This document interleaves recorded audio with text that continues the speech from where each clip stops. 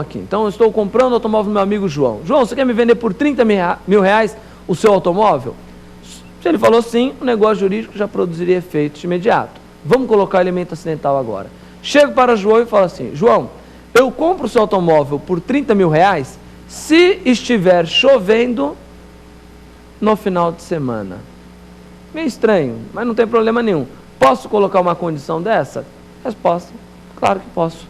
Vejam, eu falo que estou comprando o automóvel dele, de fato estou comprando, mas desde que chova no final de semana aqui na cidade de São Paulo. Observe, meus amigos, o negócio jurídico, a partir de hoje, ele já existe? Já, tem um parte, objeto, vontade e forma. Ele já é válido? Ora, vamos imaginar que está tudo conforme. Aliás, em provas, em exame de ordem, em concurso, você tem que tomar muito cuidado. Se a banca não está dando elementos para você analisar plano de existência e plano de validade, você presume que está tudo ok. Que estão preenchidos todos os requisitos do plano de existência e todos os requisitos do plano de validade. Então vejam, hoje que eu fiz a proposta para o João e ele aceitou, o negócio jurídico existe? Pressuponho que tem parte, objeto, vontade e forma. Sim.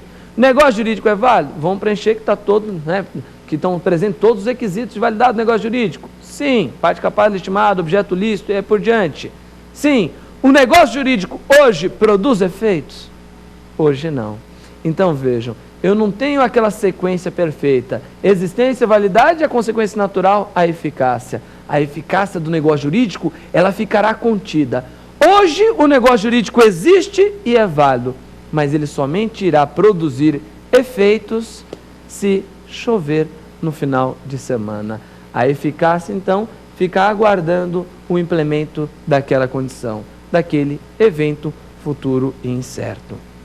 No estudo da condição, sem dúvida alguma, o ponto mais importante é aquele que diz respeito à classificação das condições. E dentre as diversas classificações que a condição pode sofrer, a mais importante é a classificação da condição em suspensiva e em resolutiva. O que vem a ser cada uma delas? Condição suspensiva é aquela que subordina a produção de efeitos, ou melhor dizendo, o início dos efeitos, o início da eficácia do negócio jurídico a um evento futuro e incerto. Então vejam, condição suspensiva é aquela que, quando verificada, dará início à produção dos efeitos, aos efeitos, à eficácia do negócio jurídico. Professor, não estou entendendo. O exato exemplo que eu dei aqui da compra e venda do automóvel do meu amigo, do João. Cheguei para o João e falei, João, você quer me vender por 30 mil reais o automóvel? Eu compro se estiver chovendo no final de semana. Vejam, hoje o negócio jurídico existe e é válido, mas ele terá eficácia apenas se chover no final de semana. Então veja, havendo o implemento da condição, o que eu tenho? O negócio jurídico começa a produzir efeitos a partir daí. O implemento da condição deu início à eficácia do negócio. Isso é condição suspensiva. Ela suspende o que, professor? Ela suspende tanto o exercício quanto a aquisição do direito. Havendo o implemento da condição, eu tenho a aquisição e também a eficácia desse negócio jurídico, vamos dizer assim. Seria obrigado a pagar o preço e a ele a me entregar o automóvel. Professor, e na condição resolutiva? Opa, a condição resolutiva, ela é exatamente o oposto da condição suspensiva. Por quê?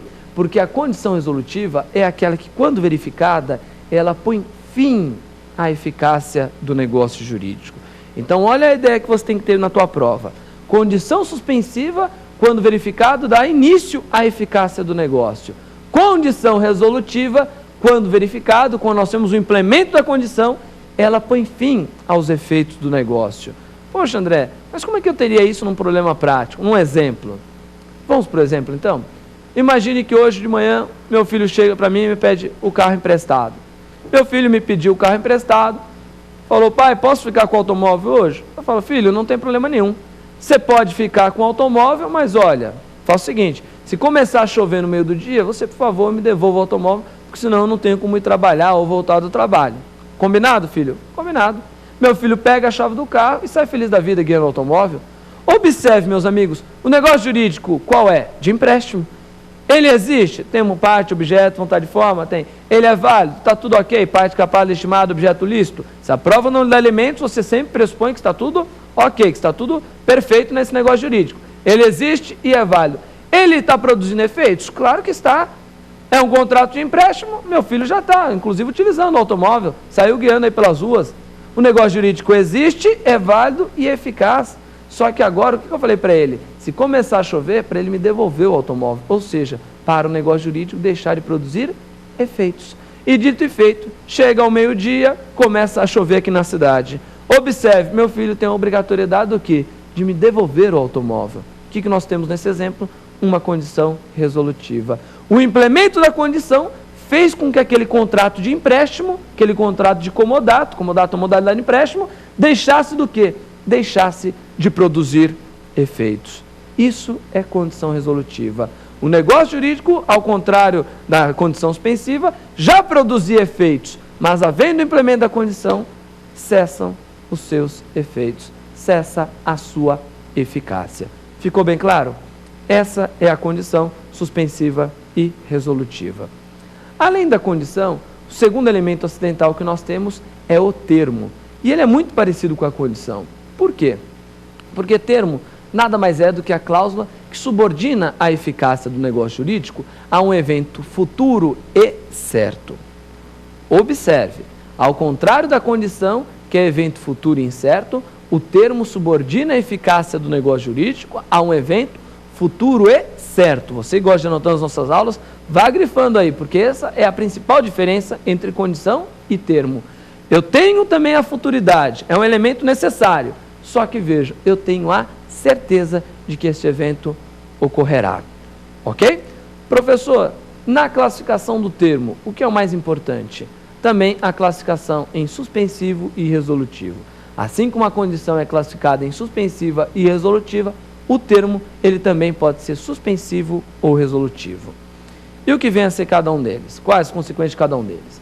Termo suspensivo, fique muito perto, você que está prestando exame de ordem em concurso, ele também pode aparecer em provas como termo inicial ou dias a quo. Então vejam, termo suspensivo é a mesma coisa que termo inicial ou dias a quo. Olha como às vezes as expressões em direito civil lhe dão dicas. Termo inicial, opa, o que quer dizer termo inicial? Dá início. Termo inicial é aquele quando verificado, ele dá início aos efeitos do negócio. Ele dá início à própria eficácia daquele negócio jurídico.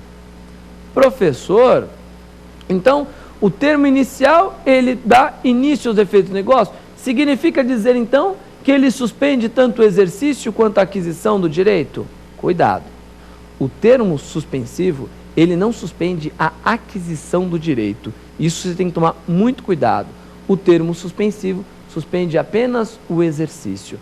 Então, quando eu tenho um negócio jurídico com termo suspensivo, eu já tenho um direito adquirido, mas está apenas suspenso o exercício desse direito, até que ocorra esse evento futuro e certo. Ok? Professor, e no termo resolutivo? Já no termo resolutivo, ele também pode aparecer em prova, preste atenção, como o quê? Como o termo final ou dias ad quem. Professor, essas expressões eu conheço, a quo e ad quem. Eu já vi isso em outro lugar, claro que você já viu. Você aí quando está estudando a matéria de recurso, por exemplo, no processo civil, estudando recurso de apelação, você estuda que quando a parte está inconformada com a sentença do juiz da primeira instância, ele vai recorrer ao quê? Ao tribunal. E ele chega lá no tribunal e se refere, cultos julgadores, o juiz o aquó entendeu por bem julgar improcedente a demanda. Aquó, onde iniciou o processo, onde iniciou o recurso. Ad quem? Para onde vai? Para onde termina? Para o tribunal. A ideia do termo é a mesma coisa. Aquó é o termo inicial, ad quem é o termo final. Termo final, ad quem ou resolutivo é aquele quando verificado põe fim à eficácia do negócio jurídico. O que você tem que tomar cuidado em prova? O melhor exemplo de termo é disparado a questão da data futura. Data futura, professor? Sim. Quando você tem no contrato uma data para que o contrato comece a produzir efeitos ou para que deixe de produzir os efeitos. Vamos dar exemplo? É muito comum quando você faz um contrato de locação, está assinando um contrato de locação, você colocar uma data para que a locação comece a viger. Aliás, é muito comum, sobre